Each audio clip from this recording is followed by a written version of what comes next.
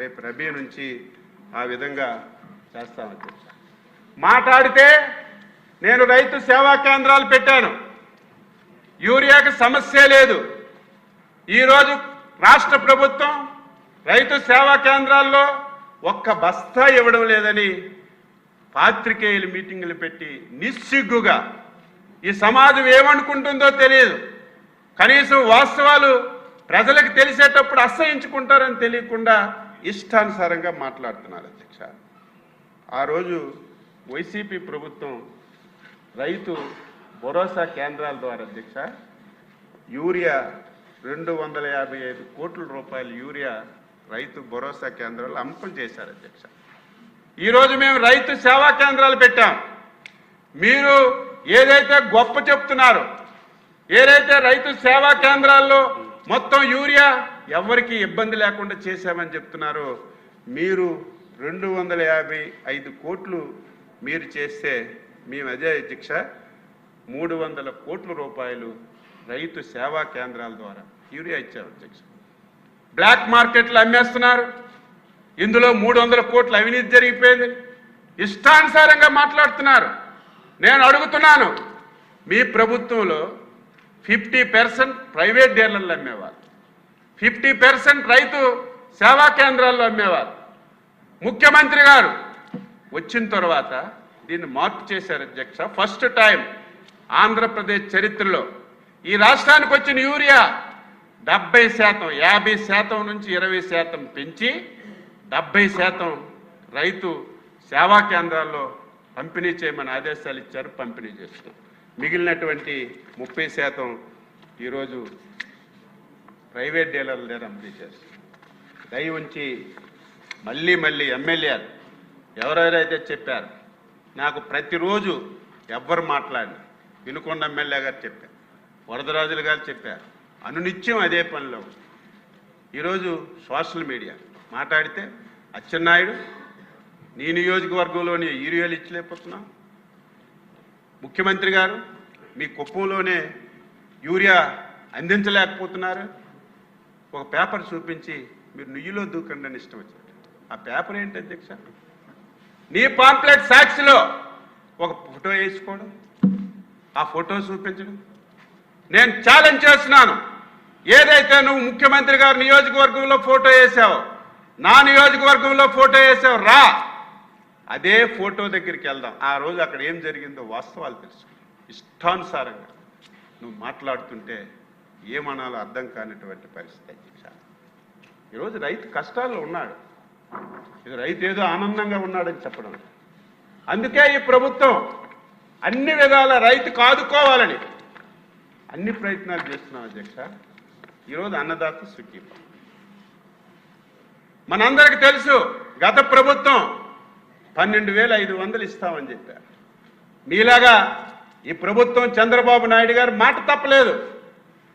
Election ముందు 12,500 అని చెప్పి గెలిచిన తర్వాత కేంద్ర ప్రభుత్వం 6,000 ఇస్తుంది, నేను 7,500 ఇచ్చి 12,500 ఇస్తున్నానని చెప్పాం.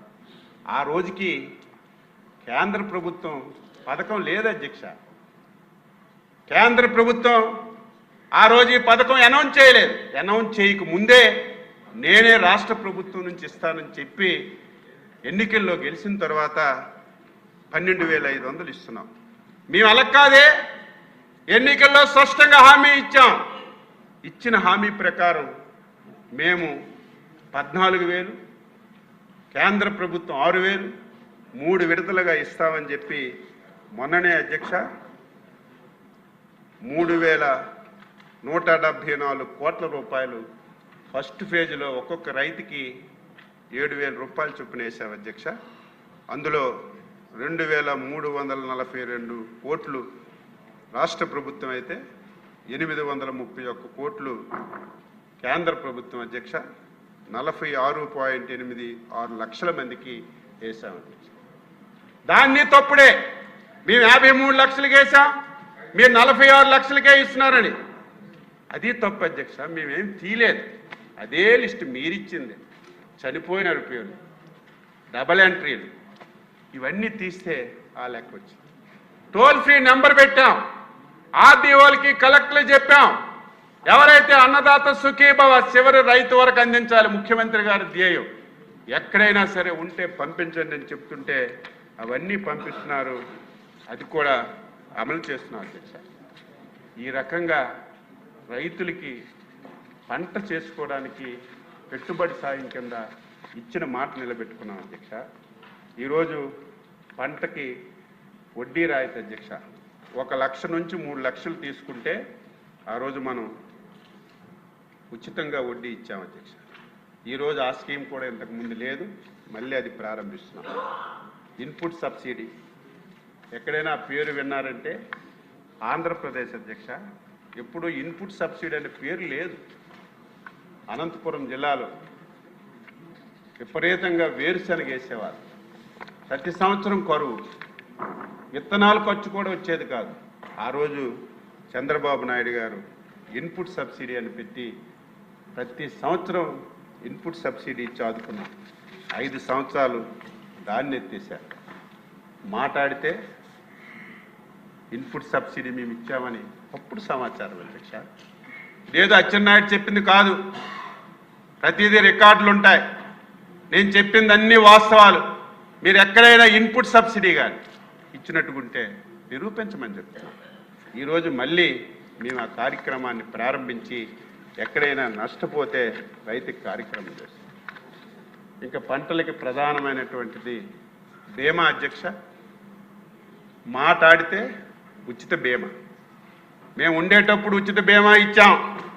చంద్రబాబు నాయుడు గారు వచ్చి ఆ బీమా ఎత్తేసారని నిస్సిగ్గుగా మాట్లాడుతున్నారు అధ్యక్ష. ఈ సభలో మేమే ఉన్నాం.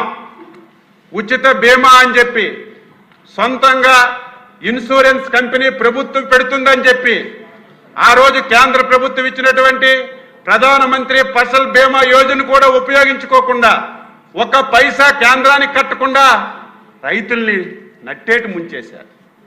రైతులకి కనీసం 1 పైసా బీమా ఇవ్వలేదు అధ్యక్ష. 1 సంవత్సరం మేమందరం అప్పుడు ప్రతిపక్ష నాయకుడిగా ఉన్నటువంటి మన నాయకులు చంద్రబాబు నాయుడు గారు వచ్చి